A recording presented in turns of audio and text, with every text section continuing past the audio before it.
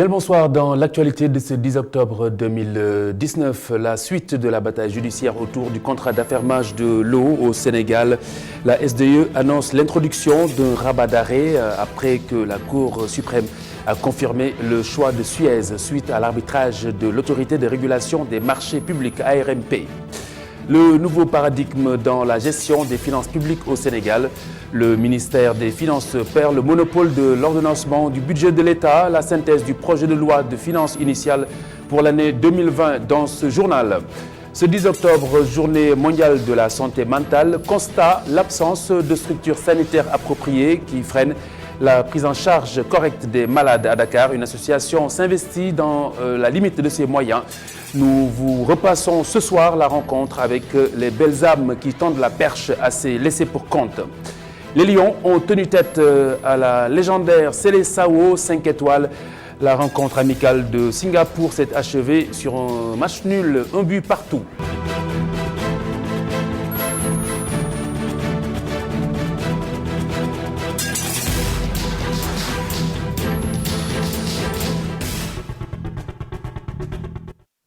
Contrat d'affermage de l'eau au Sénégal, la SDE ne s'avoue pas du tout vaincue suite à la décision de la Cour suprême de confirmer le choix de l'ARMP porté sur Suez. Les conseils de la Sénégalaise des eaux annoncent déjà l'introduction d'un rabat d'arrêt. Voici l'un d'entre eux, Maître Aliou Cissé, joint au téléphone. Le rabat d'arrêt sont suspensifs. On va faire un recours, qu'on appelle rabat d'arrêt. Parmi tant d'autres choses, on va voir. Mais ça, certainement, on le fera. Rabat d'arrêt. Réfléchissez sur ça, rabat d'arrêt. C'est le recours qu'on peut faire contre les décisions de la Cour suprême. Et ce recours-là est suspensif. La procédure d'attribution du contrat d'affermage de l'eau suit son cours, indique Maître Oumousso Loum. Elle est l'avocate de l'autorité de régulation des marchés publics qui précise à emedia.sn que l'ARMP est régulateur et n'a aucun intérêt dans ce dossier. Mini-révolution dans la gestion des finances publiques au Sénégal. Le président Macky Sall qui inaugure l'ère des budgets programmes où les ministères et présidents d'institutions deviennent des ordonnateurs de crédit. Conséquence, le ministère des Finances perd le monopole de l'ordonnancement unique du budget de l'État. Voici les détails avec Hassan Gueye. C'est un grand chambardement auquel on va assister avec l'adoption en Conseil des ministres du projet de loi des finances pour l'année 2020. Le chef de l'État a en effet décidé de réformer la gestion du budget de l'État. Il s'agit d'un changement de logiciel avec 2 points phares. Le budget programme et la déconcentration de l'ordonnancement. L'objectif est de transformer l'État au travers du budget et en finir avec la répartition des moyens en fonction des structures et des projets. Ainsi, le président de la République casse les silos au profit d'une impulsion qui sanctuarise les crédits alloués aux politiques publiques et non aux services. Le changement de paradigme participe aussi d'une quête d'efficience et de lisibilité de l'action de l'État. Au final, le citoyen perçu comme un client doit être satisfait. D'où la mise en place d'une comptabilité patrimoniale de l'État dont l'approche est similaire à celle de l'entreprise. Le basculement du budget de moyens à budget de résultats à partir du 1er janvier 2020 entre dans un cadre de rationalisation et de maîtrise de la dépense publique. Voté par les députés, le budget de chaque ministère est présenté sous forme de programme. La Cour des comptes est chargée d'en contrôler l'efficacité. Autre tectonique des plaques, le ministère des Finances voit lui échapper le monopole de l'ordonnancement budgétaire. Chaque ministre sectoriel ou président d'institution devient l'ordonnateur principal des crédits de son département ou de sa structure. Enfin, le projet de loi de finances 2020 est arrêté à plus de 3 258 milliards en recettes et 3 708 milliards en dépenses, soit un déficit correspondant à 3%.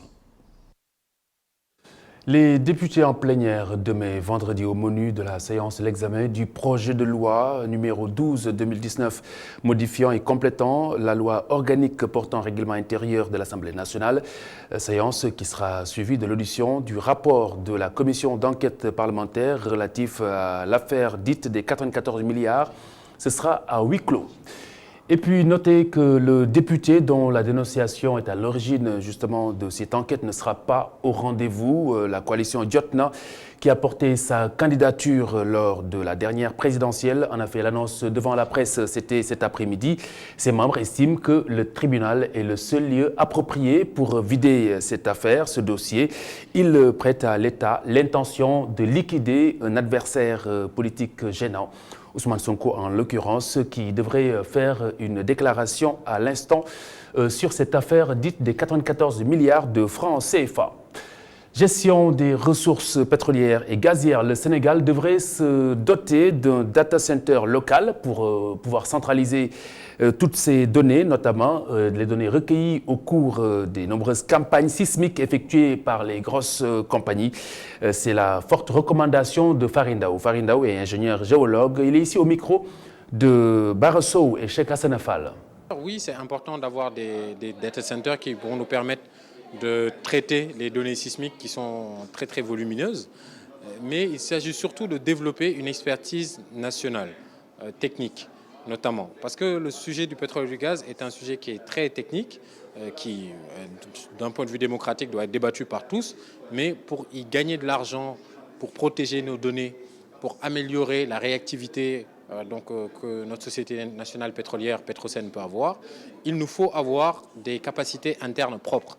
Je pense notamment aux fameux data centers qui peuvent permettre de traiter toutes les données sismiques et aussi de domicilier les données dans nos pays. Parce qu'on sait que la prochaine guerre au-delà du pétrole, ou en tout cas le prochain grand défi, ça va être c'est le défi des données.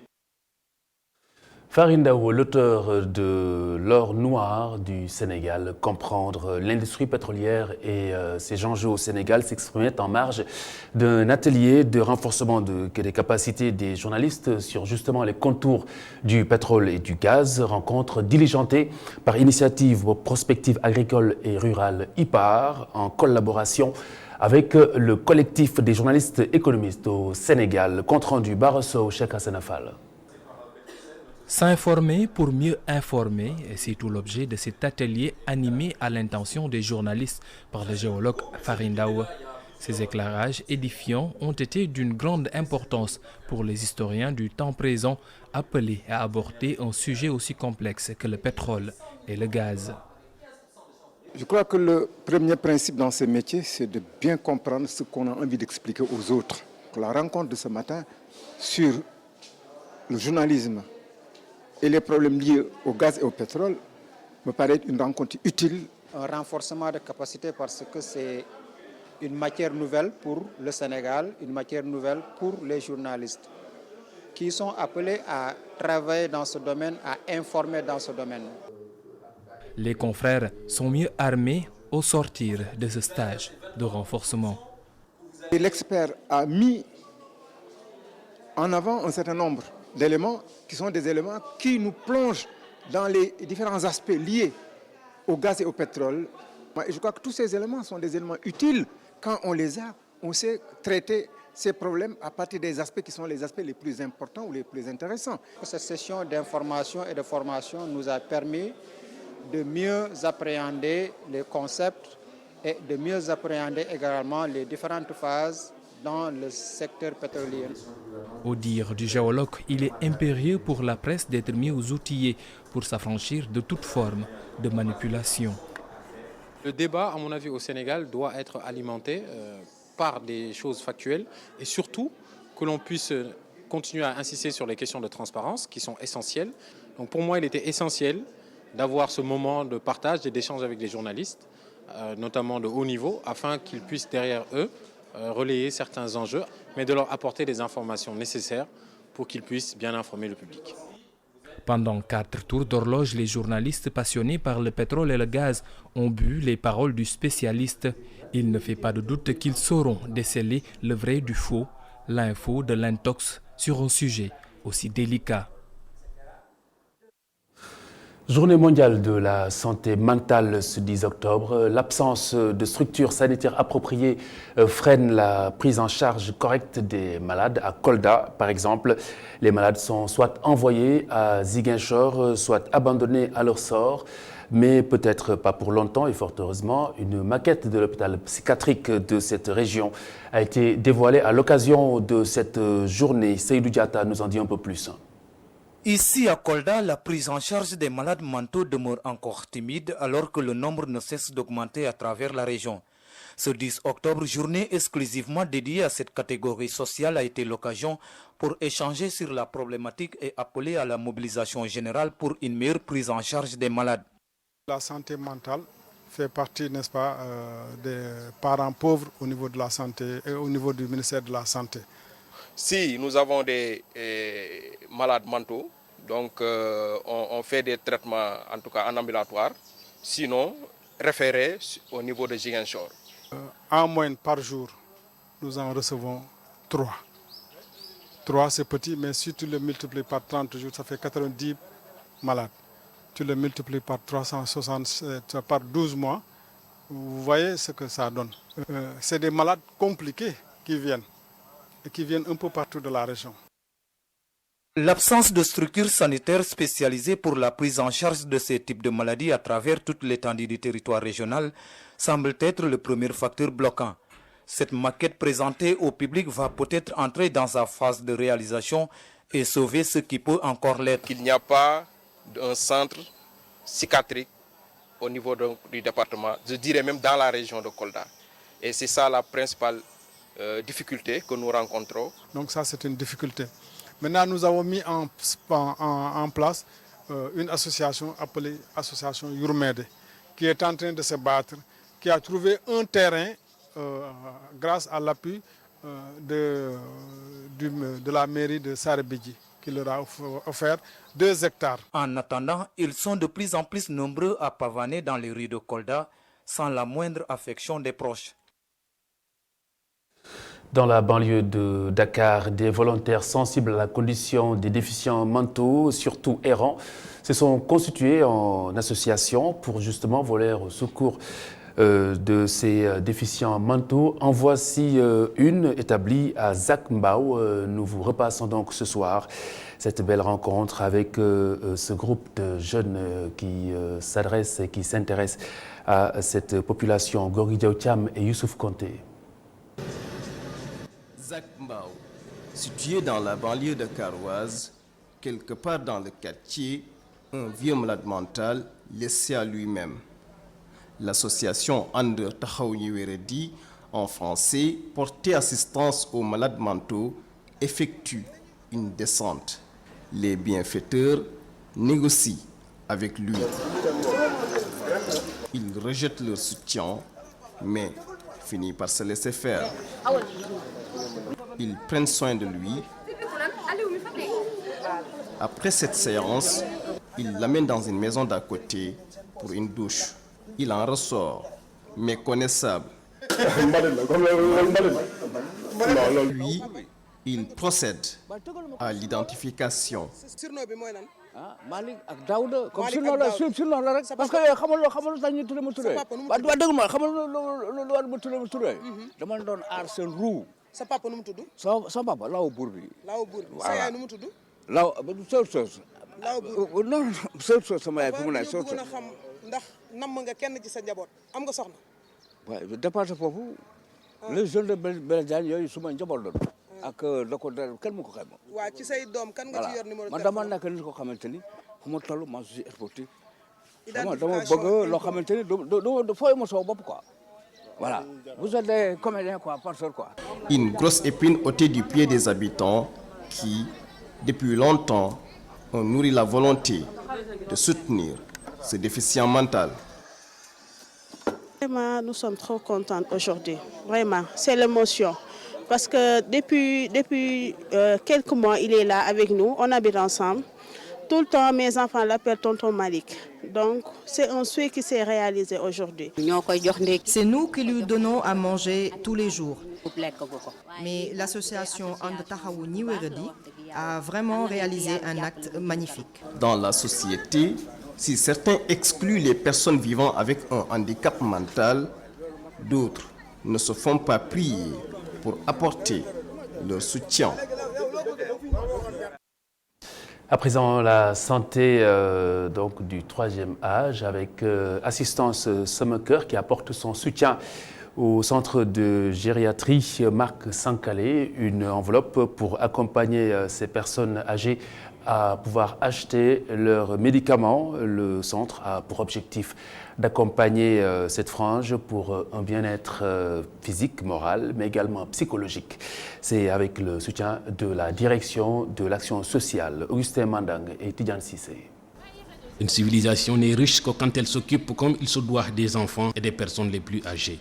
Le Sénégal présente encore beaucoup de lacunes dans ce sens. État de solitude, angoisse, problèmes de santé, carences alimentaires, la situation des personnes du troisième âge interpelle Assistance Samaker, une organisation qui prie sur elle d'agir en mettant la main à la poche. On avait comme objectif de collecter 1 million de francs à distribuer dans différents services médicaux, dont la gériatrie de Ouakam et le centre Diabéto. Et on a aussi d'autres cas qui nous ont sollicités, donc on va les aider par cette somme. On a donné 2 enveloppes pour la gériatrie et pour le centre Diabéto pour accompagner les personnes âgées malades sur la prise en charge médicale.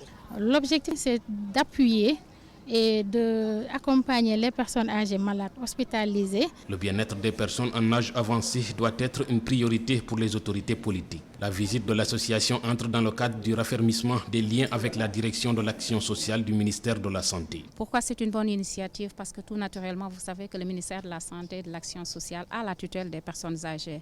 Et nous savons aussi que la direction générale de l'action sociale, qui est le bras technique du ministère dans ce domaine, n'a pas cette ambition de pouvoir résoudre à elle seule toutes les préoccupations des personnes âgées. Alors c'est avec des bras ouverts que nous accueillons cette initiative de l'association Assistance Samaker pour accompagner justement ces personnes âgées dans ce domaine. L'initiative est saluée par le Conseil national des aînés du Sénégal. Nous saluons cette initiative qui entre en droite ligne dans notre plan d'action que nous avons commencé à dérouler dès à présent. Et avec cette initiative qui est de venir voir les malades, personnes âgées, qui n'ont pas trop de moyens, et les structures hospitalières qui s'occupent des personnes âgées qui n'ont pas trop de moyens, mais qu'il faut qu'on accompagne avec les partenaires et l'État. L'État ne peut pas tout faire. Assistance Samaker est une organisation sénégalaise d'essence privée. Elle a pour mission d'imaginer des formules adaptées pour l'équilibre et le mieux-être des personnes du troisième âge et de leurs familles. Planification, suivi et évaluation des programmes de santé. L'Agence nationale de la statistique et de la démographie met la main à la pâte. L'ANSD qui a livré les résultats de son enquête, une enquête sur la prise en charge sanitaire sur le territoire national. Des améliorations, mais beaucoup d'efforts à faire, surtout dans la partie sud du Sénégal. C'est ce qu'indique le directeur général de l'agence. La cérémonie de restitution de l'enquête démographique et de santé de l'ANSD a eu lieu en présence de nos reporters Séléman Diallo et Abdourahmane Ly. Des enquêtes menées par l'Agence nationale de la statistique ont révélé une légère amélioration des conditions de vie des Sénégalais sur le plan sanitaire. Toutefois, beaucoup de chemin et d'efforts restent à faire dans la partie sud du pays. Les enquêtes continues ont démarré en 2012 et sont déclenchées tous les ans. Ce qu'on peut retenir, c'est qu'il y a eu des efforts importants en matière de santé de la mère et de l'enfant, de lutte contre le paludisme. Par exemple, en ce qui concerne la mortalité infantile, on est passé de 42 à 37 pour 1000, par exemple. Et ça, c'est important.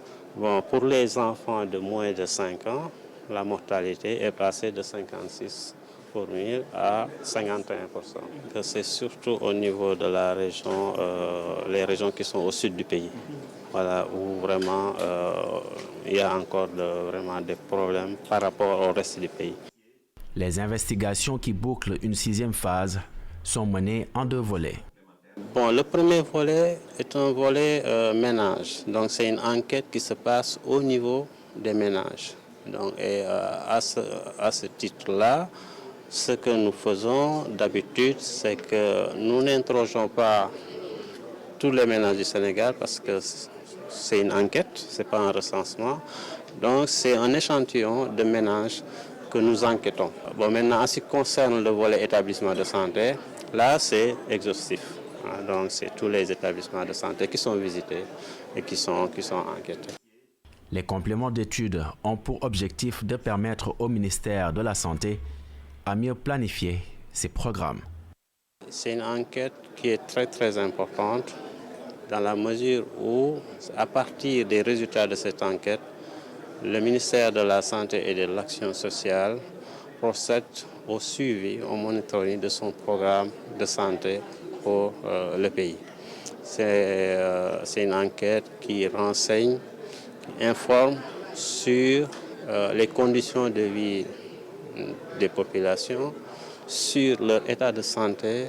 Voilà, et à ce niveau-là, je pense que le ministère est bien renseigné pour prendre les dispositions nécessaires.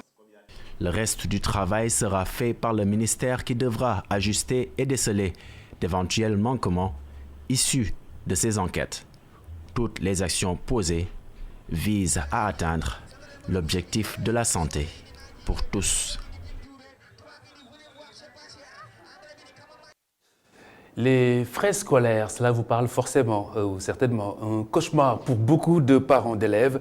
Les établissements privés qui s'imposent aux parents avec une image écornée de plus en plus de l'école publique au Sénégal. Seulement, la volonté ne suffit toujours pas face à la note très salée. Cherou Gaye et Oumar Kane. Les choses sérieuses ont commencé pour les élèves du public comme pour ceux du privé. Aux yeux des parents, cependant, les établissements d'enseignement public n'ont pas la cote.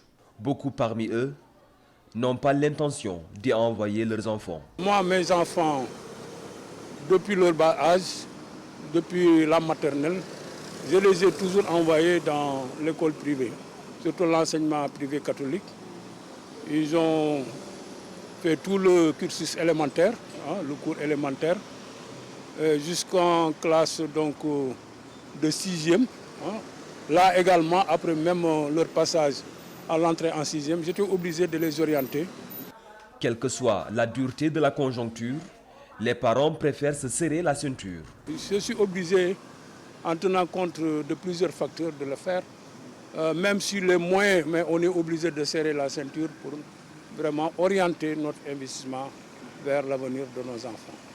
Droit d'inscription, mensualité sont des charges que de nombreux pères et mères de famille n'ont pas supportées. 1994 jusqu'en 2002, ouais, j'ai des enfants dans les écoles privées, mais actuellement je n'en ai plus. Faute de moyens, ça demande un coût exorbitant. Surtout actuellement avec les écoles privées là, ça demande beaucoup d'argent. Ouais, rien que les frais d'instruction, c'est des centaines de mille. Franchement, moi je suis bien avec mes enfants dans les écoles publiques. Ils me donnent satisfaction, quoi. De plus en plus de parents inscrivent leurs enfants dans les établissements privés. Même les parents aux revenus modestes préfèrent se serrer la ceinture pour amener leurs enfants dans le privé. Des écoles qui, elles, souffrent beaucoup des retards de paiement. Pendant ce temps, l'école publique se vautre dans les difficultés et une bonne partie de la population s'en éloigne au fur et à mesure que les années défilent. Nous y revenons en chiffres dans nos prochaines éditions. En politique, Aminata Mbengue Ndiaye est la nouvelle secrétaire générale du Parti socialiste et ce jusqu'au prochain congrès de la formation politique. Une décision prise ce mercredi 9 octobre 2019 lors des travaux de la 68e séance du secrétariat exécutif national tenue à la maison du Parti socialiste Léopold Sédar Senghor. Aminata Mbengue Ndiaye qui appelle les militants à la réconciliation. Écoutez. La poursuite du travail politique revêt donc pour nous une double signification. Il s'agit, après avoir accepté la volonté divine, d'honorer la mémoire de notre défunt secrétaire général en assumant pleinement l'héritage qu'il nous a légué. Comme vous pouvez le constater, le destin nous ayant mis en situation. C'est donc en ma qualité de premier secrétaire général adjoint que je prends solennellement l'engagement résolu de continuer l'œuvre politique que nous avions entreprise ensemble avec notre défunt secrétaire général, me fondant sur les dispositions pertinentes des statuts et du règlement intérieur de notre parti, nous conférés donc aux articles 30 des statuts et 18 du règlement intérieur.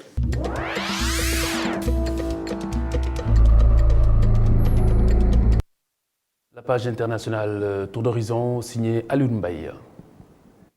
Nous démarrons l'actualité internationale par la Guinée où le Premier ministre Kassori Fofana a remis au président Alpha Condé le rapport des consultations inclusives initiées il y a 2 semaines. Dans un discours tenu hier soir sur les ondes des médias d'État, il est revenu sur les attentes du peuple guinéen. Mes chers compatriotes, en ayant eu la chance et le privilège d'écouter toutes les composantes de notre pays, la principale leçon que j'en tire est que notre société, la société guinéenne, est en pleine mutation, avec des exigences nouvelles et des attentes plus en plus accrues. Les Guinéens aspirent à des conditions de vie meilleures, mais ils sont désormais vigilants sur la gouvernance et souhaitent être associés dans le processus de prise de décision.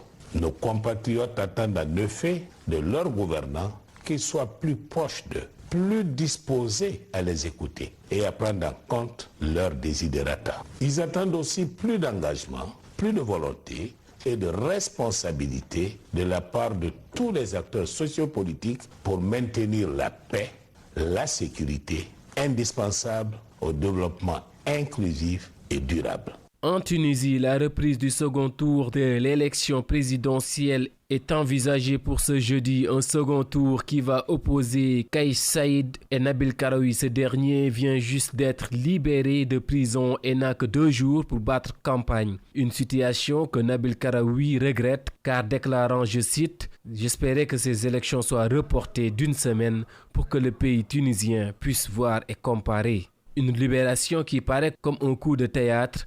Karoui assure qu'il n'y a eu aucun arrangement sur sa libération. Pour rappel, en détention depuis fin août, l'homme d'affaires avait été arrêté pour blanchiment d'argent et fraude fiscale.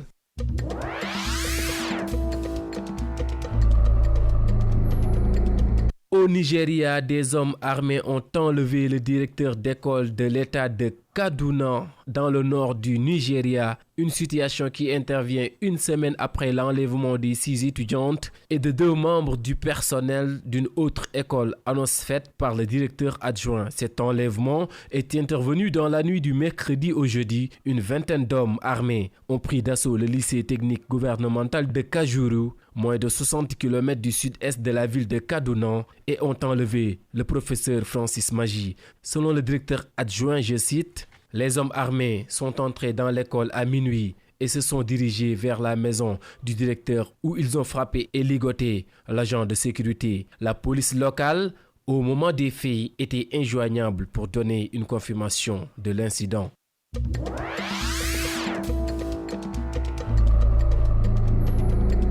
En Ouganda, les homosexuels sous menace de la peine de mort, c'est une décision du gouvernement ougandais qui compte réactualiser un ancien projet de loi ordonnant l'exécution de toute personne reconnue coupable de pratiques homosexuelles. Proposé en 2014 sous l'impulsion du président Museveni, ce projet avait valu des critiques et des sanctions à Kampala. Les États-Unis avaient réduit leur aide, imposé des restrictions de visa et annulé des exercices militaires. La Banque mondiale, la Suède, la Norvège, le Danemark et les Pays-Bas avaient également suspendu leur aide, ce qui avait poussé la Cour constitutionnelle ougandaise à annuler le projet Kill the Gays. Mais pour le gouvernement, ce n'était qu'une partie remise car Kampala promet cette fois-ci de faire fi à d'éventuelles sanctions de la communauté internationale.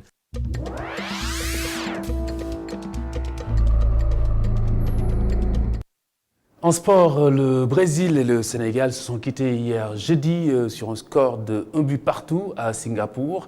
Les Lions du Sénégal qui ont maîtrisé leur sujet. Voici le résumé du match avec Pape Malick Diaw.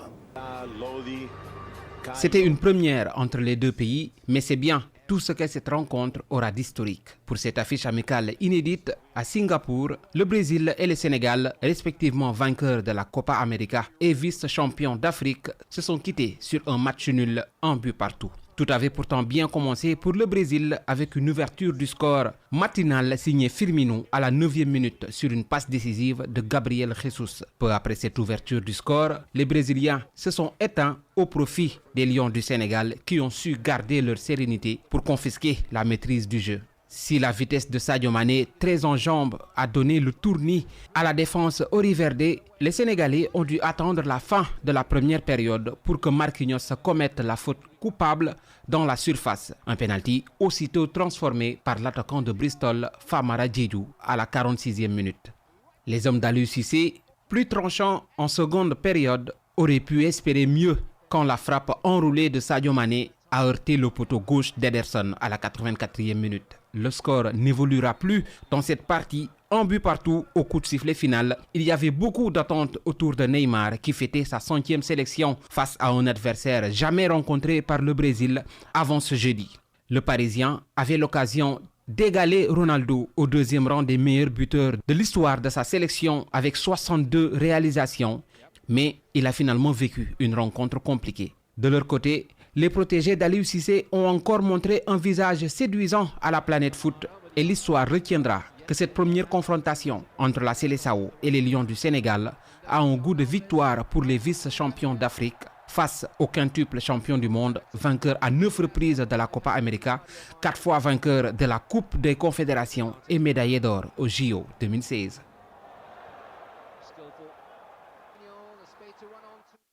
À quelques jours du Grand Magal de Touba, Dakar vibre déjà au rythme du Safar, le mois de la grande commémoration du départ d'exil de Cheikh Ahmadou Bamba, le fondateur du mouridisme. Les disciples s'installent un peu partout dans la capitale pour distribuer de la nourriture et gratuitement. Gorgui Diaw Thiam et Alioune Gueye en ont profité.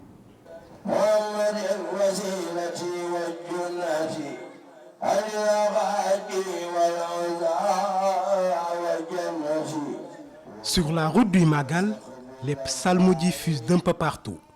Sur fond de café Touba, de bouillie de mil et autres, les talibés mourides entendent perpétuer l'œuvre de leur guide, Cheikh Ahmadou Bamba. C'est Serigne Touba qui l'a recommandé et nous faisons que perpétuer son œuvre.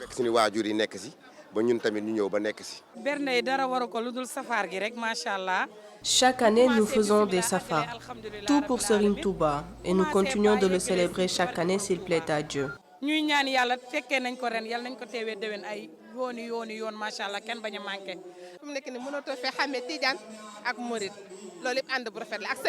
Vous ne pouvez pas reconnaître qui est mouride ou tidjane ici, car Serigne Touba nous a unis. Autre lieu, le décor est invariable. Près de Gueule-Tapée, les préparatifs du Magal vont bon train.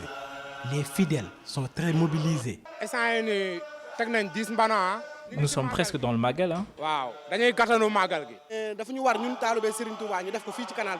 Il est de notre devoir, nous fidèles mourides, de distribuer des repas. Parce que Serigne Touba vaut plus que ça.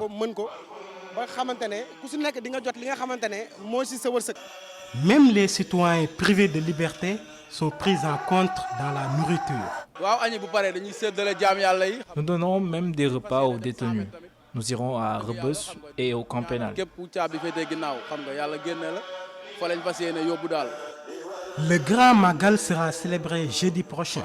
À la veille de cet événement religieux, fidèles mourides baignent déjà dans une ambiance de spiritualité.